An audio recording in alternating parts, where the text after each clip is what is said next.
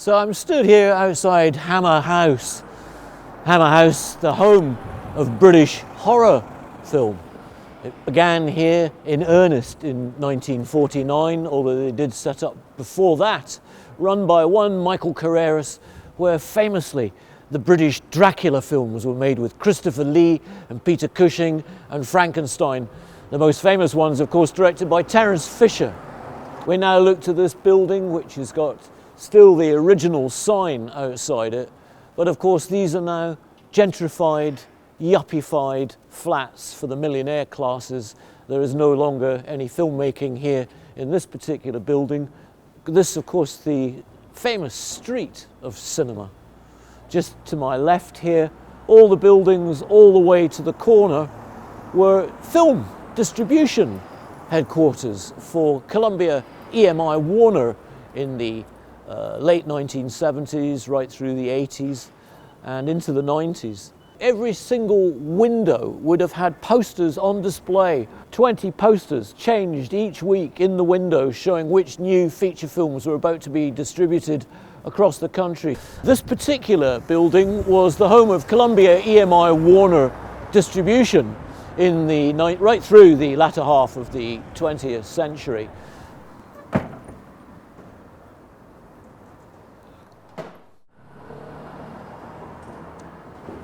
I'm here on the corner of Wardour Street and Mead Street outside number 76 Wardour Street. This is one of Soho's lost cinemas. In the late 1970s, this was the Essential Cinema, a kind of matinee house, but in the evenings it would only show art house films and mainly rock and roll films. So if you wanted to see David Bowie and the Man Who Fell to Earth, you could go on a Tuesday, and then maybe on a Wednesday you could go and see Mick Jagger in performance, and then the next day Woodstock, or the day after that Neil Young in Live Rust. It was a rock and roll cinema, but what was quite interesting about it was that in the morning this was where filmmakers would come and view their rushes for that day's film. So it was used right throughout the day. In the afternoon, it completely changed its usage, and it was something, I think, in the late 70s and early 80s where they showed hardcore porn, and that was a kind of clip joint. And then again, as I say, in the evening, it was this art house. Later on, it reverted and became the Roxy. The Roxy was a very similar version to the Essential Cinema, and sadly, that ended in the 1980s, and what is left here now is a foyer to an office that is empty during COVID.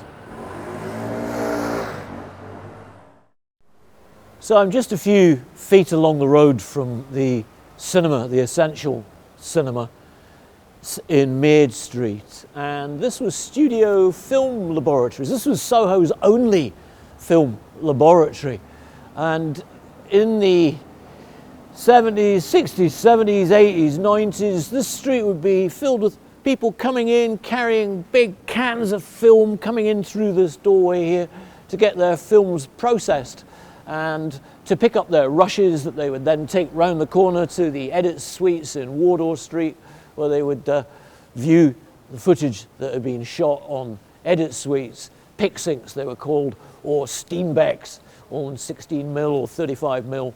And as I say, also then previewing them in the preview theatres that were in many of the basements, not least the one on the corner we just mentioned.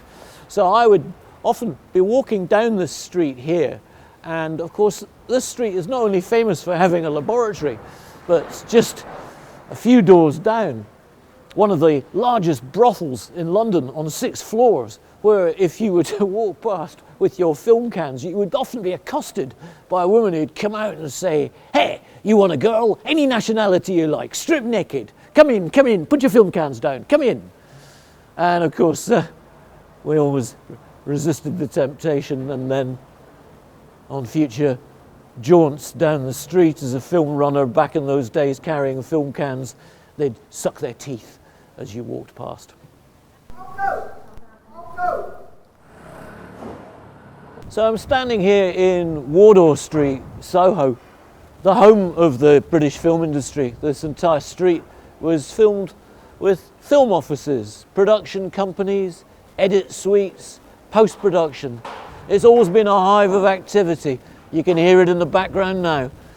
I'm stood here outside a cake shop. This used to be Stanley Productions.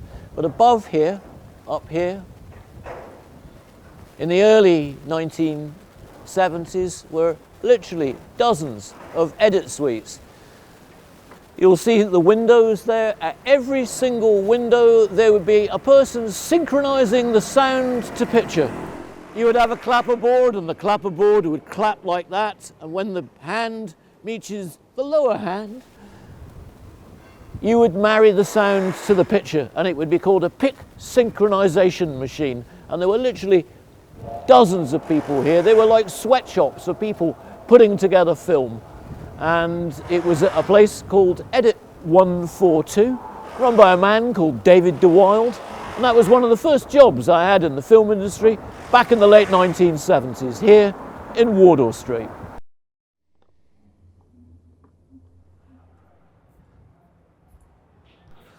I was standing outside number 60, Old Compton Street. This was the site of Compton's Cinema Club. Soho had quite a few of these, but this one was notorious because it showed continental films. Films that featured lots of nudity, and for a small sum you could join Compton's Cinema Club. In the early 1960s, a man called Michael Klinger ran many of the strip clubs around Soho, and he got together with a guy called Tony Tenzer, and they ran this cinema club, and they decided that they might move into what is euphemistically known as art house films. Roman Polanski made a film called Repulsion and a film called Cul-de-sac, which Michael Klinger and Tony Tenzer funded.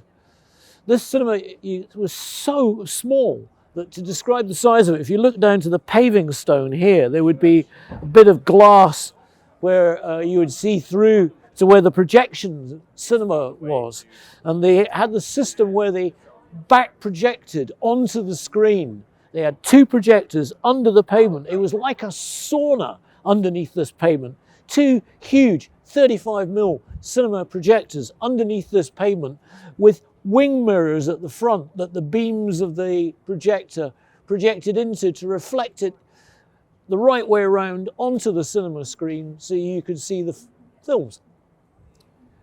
Later on, in the early 1970s, it became a kind of mixture of art house and softcore porn. And that was what was shown here during that time. But the film industry continued to change, and the films that they showed here by the late 1970s, Compton Cinema changed into being a licensed cinema showing hardcore pornography. And this continued until 1984, when the law changed and such cinema clubs were deemed to be illegal, and it closed and is now Balance Restaurant, and was again another of Soho's lost cinemas, lost to history, but with this kind of hybrid past of continental films moving into the era of hardcore porn. I'm stood here at 3 Soho Square next to the BBFC, the British Board of Film Classification. In the 1960s and 70s, during the days of decadence, this was known as the British Board of Film Censors.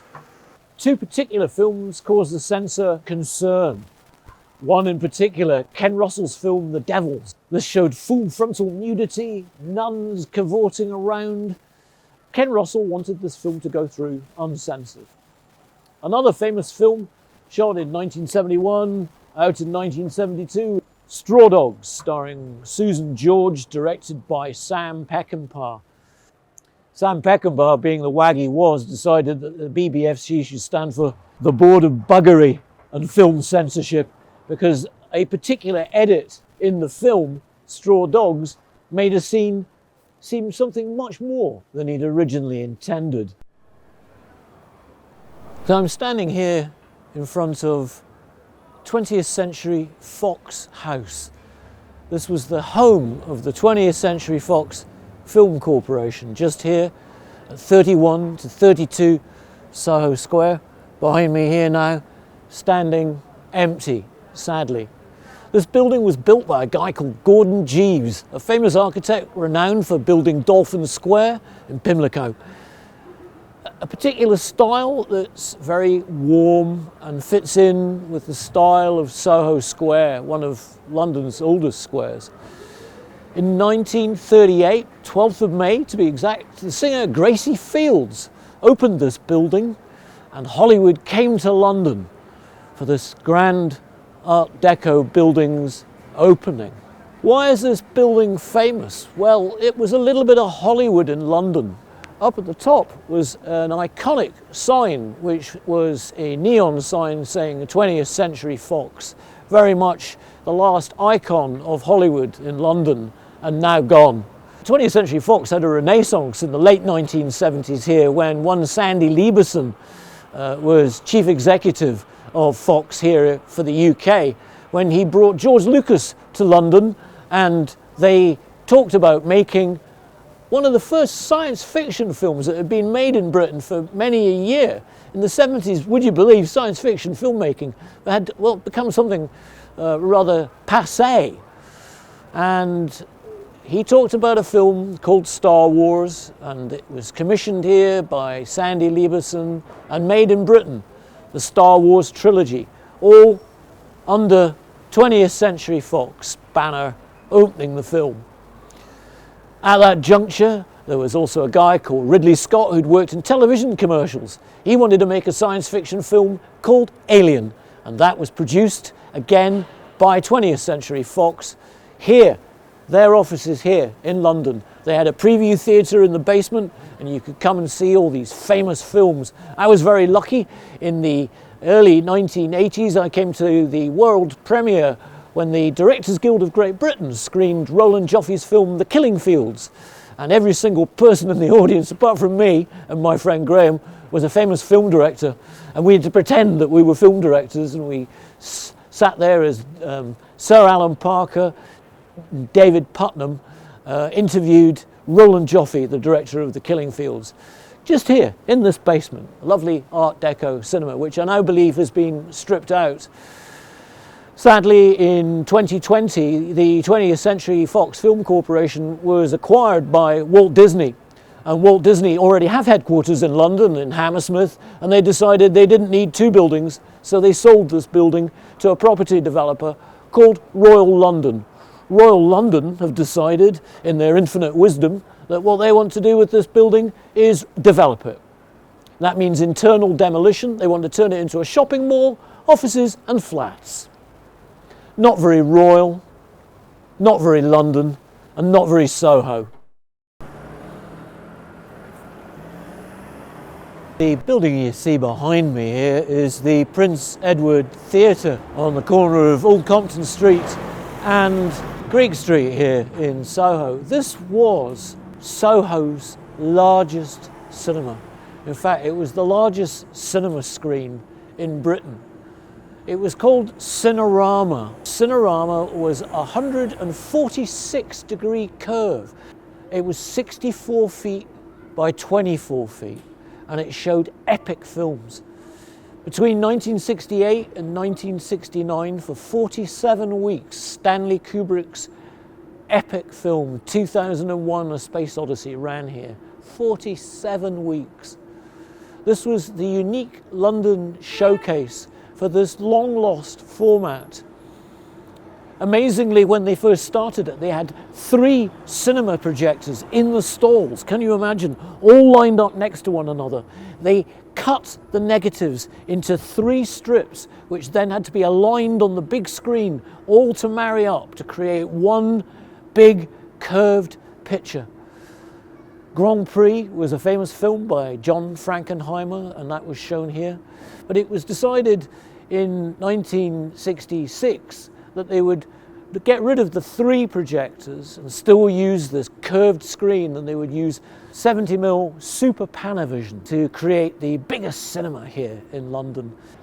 By 1978, the casino Cinerama ceased to be a cinema, the final screening not being Mary Poppins here, the musical, but the films Mahogany and Lady Sings the Blues, starring Diana Ross, they went with half full houses and signalled the end of cinema here at the Casino Cinerama.